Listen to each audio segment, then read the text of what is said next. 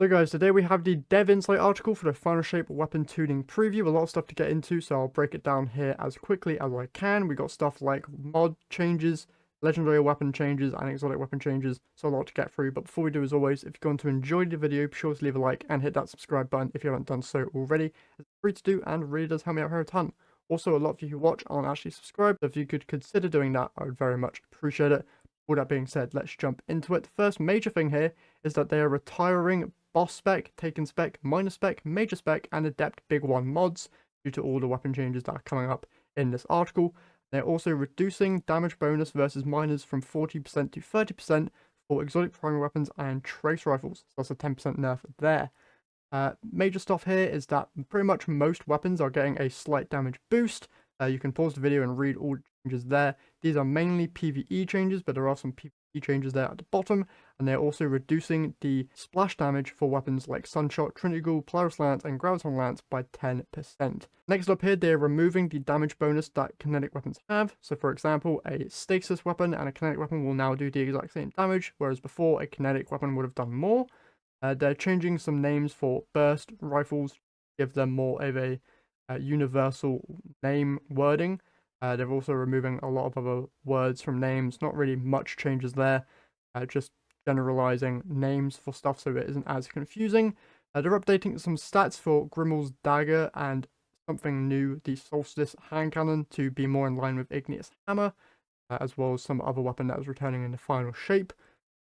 They're also adjusting some smaller stuff here for linear fusions and snipers, increasing their ammo, and then also changing the animation so it isn't as much kick or recoil. Major thing though is special ammo waveframe grenade launchers and just waveframe grenade launchers in general. They're a bit too strong, so special waveframes, they're having their wavelength reduced from 22 meters to 15 meters, and then also the blast radius stat is going. So the baseline will now be 50 represented on the actual bar rather than 100, and then any stat over 50 will increase the length of the wave segment, but then also the height scale will also be taken into account there. So if you're interested in waveframes, some slight nerfs there. Swords have also got some bug fixes as well. But moving on from there, we have exotic weapons. So Divinity, increasing the number of shots required to generate the cage by 75% against combatants in PvE. PvP is unchanged. Huge change there. So Divinity is going to require more ammo. Rat King, small change. Devil's Ruin, also a small change. Symmetry, Catalyst now provides plus 10 reload speed, handling, and the Eddy Current perk in addition to its existing effects. Gjallarhorn's getting a small visual change. So now the Wolfpack rounds generated will display the damage type of the rocket launcher in use.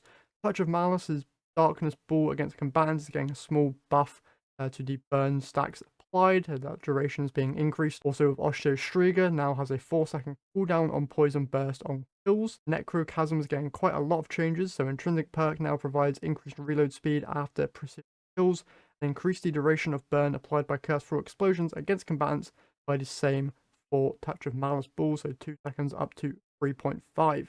And the Catalyst has been completely reworked.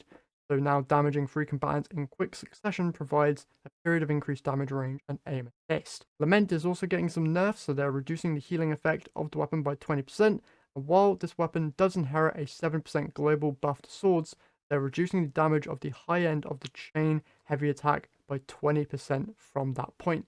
This means combos at lower stacks are less effective by the change than combos at higher stacks. Deadman's Tail is next up, so their cranial spike stacks now grant increased stability in addition to aim assist and range, plus 2 stack, includes speed benefit of cranial spike. Then while hip firing with the catalyst, you've got some minor change there as well.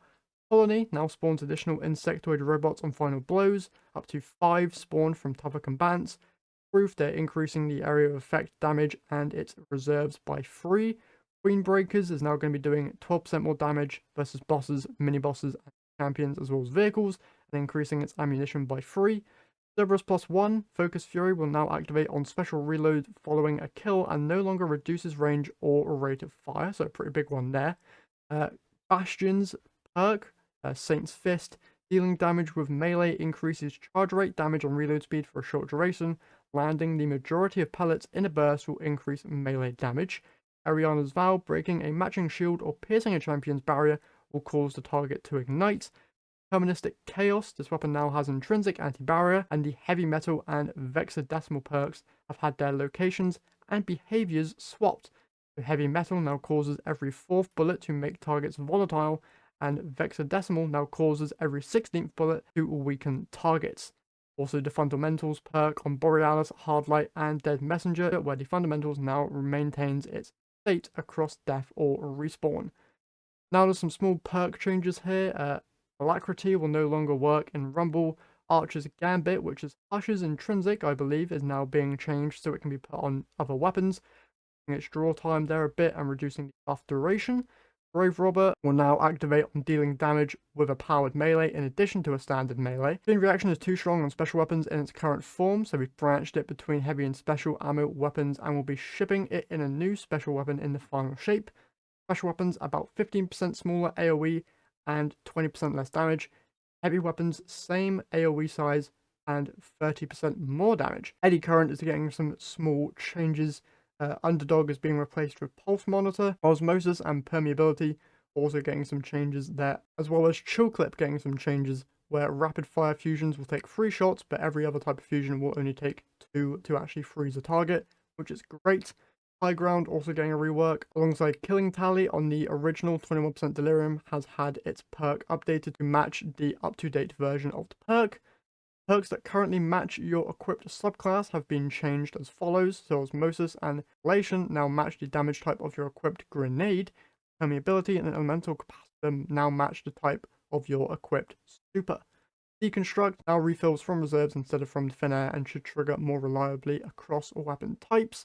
And then in the future here, they talk about that they're going to move the PvP specific tuning out of game modes and into base weapon tuning in the future. We'll also some big changes we're working on in the future releases, including redesigning PvP and PvE ammo economies, introducing more player choice into weapon mods, and more new weapon types. And then they go on to announce finally that next week we should be receiving another article going over abilities and exotic armor pieces. That being said, there have been some new trailers coming out revealing 3 brand new exotic armor pieces, and there was a brand new trailer today revealing what Kvostov does, so you can go and look up those videos if you haven't done so already. And with that being said, that's it for this breakdown of the article. Kind of a long one, but if you want to read it for yourself, as always, find it linked in the description of the video. That being said, that's all I have for you guys today, so if you've enjoyed, leave a like, subscribe, and I'll catch you guys in the next one.